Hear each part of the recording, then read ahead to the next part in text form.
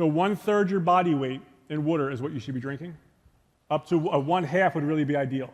How many people in here think they're getting about half of their body weight in ounces of water? Excellent, excellent, excellent.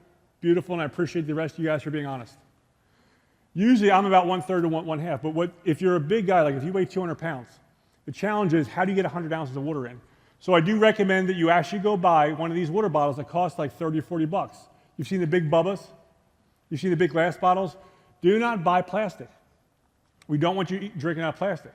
All these plastic water bottles that you drink, now, I'm sitting up here drinking out of a plastic water bottle. So I get the irony of this statement. Once in a while, it's not going to kill you. But if you're drinking plastic water bottles on a daily basis, then you're going to have some challenges. There was a scientist that basically her job was to study rats, and she was looking for infertility in rats, and she was measuring tumor growth.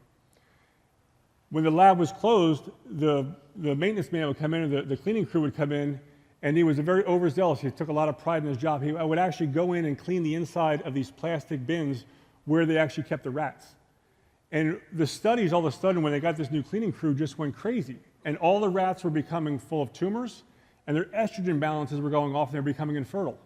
And after like 8 months, a year of trying to figure out what happened, we already had the data because she was doing the studies on the rats. It turns out it was the BPA, which is in the plastic container, that also mimics estrogen hormone, which causes thyroid disease, which causes metabolic syndrome, which causes cancer, which causes a whole plethora of problems.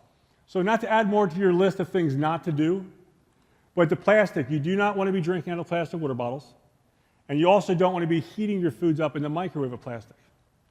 So your best bet for that is glass. Go back to the old school. Go back to glass.